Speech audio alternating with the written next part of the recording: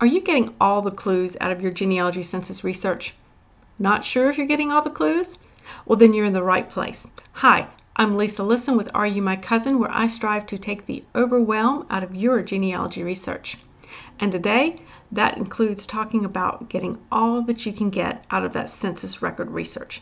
But before we do, really quick, if you don't mind hitting that subscribe button, that way you won't miss any new videos that we post here at the Are You My Cousin YouTube channel.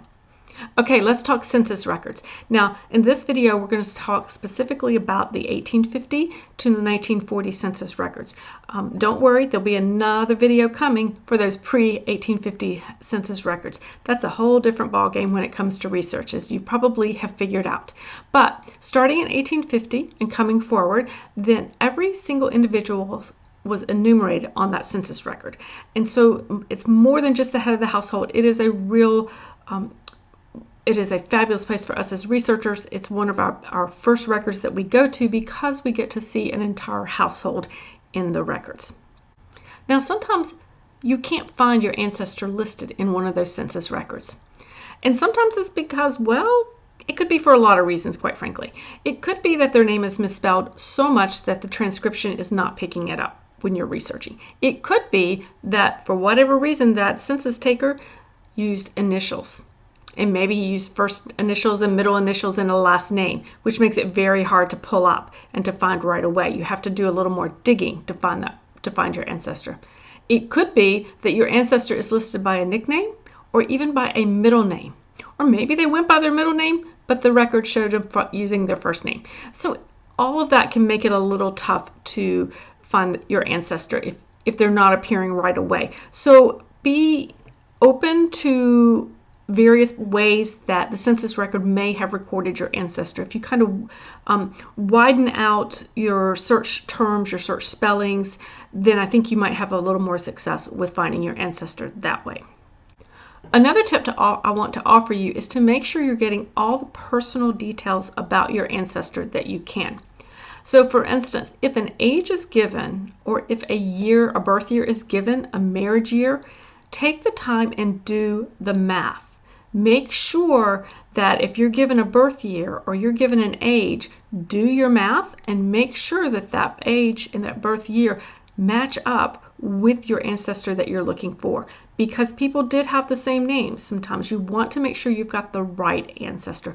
Make sure it matches up. Make sure when you do the math on that marriage date, or if they've been married a certain number of years, and you do the math and realize, okay, this cannot be the same wife.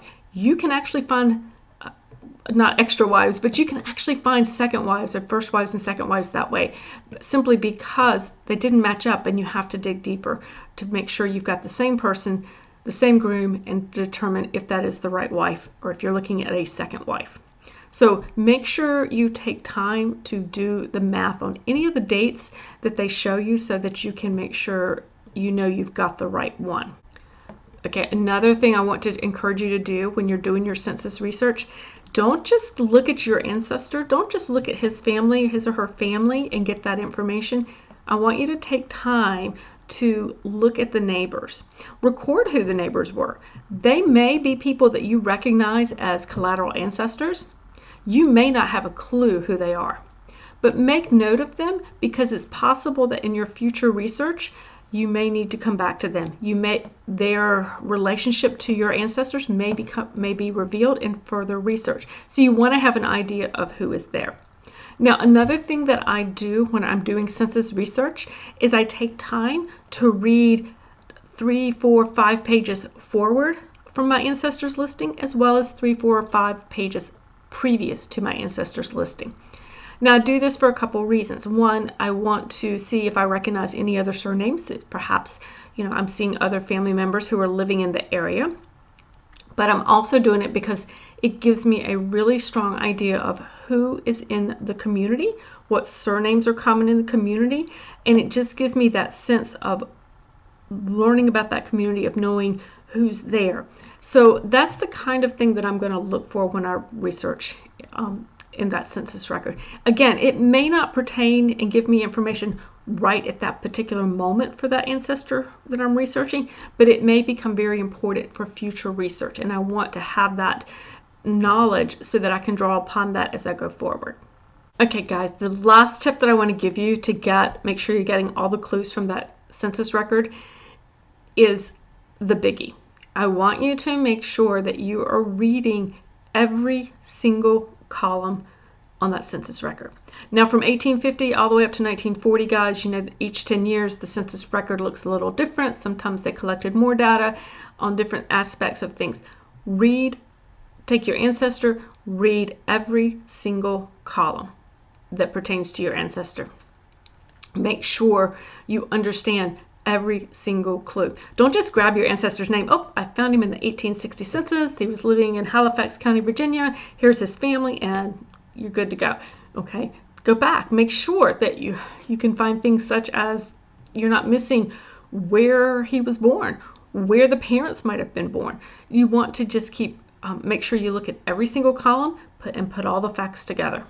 There you have it, guys. Those are some of my favorite tips and strategies that I use when I perform genealogy research in the census records. Census records have so much information.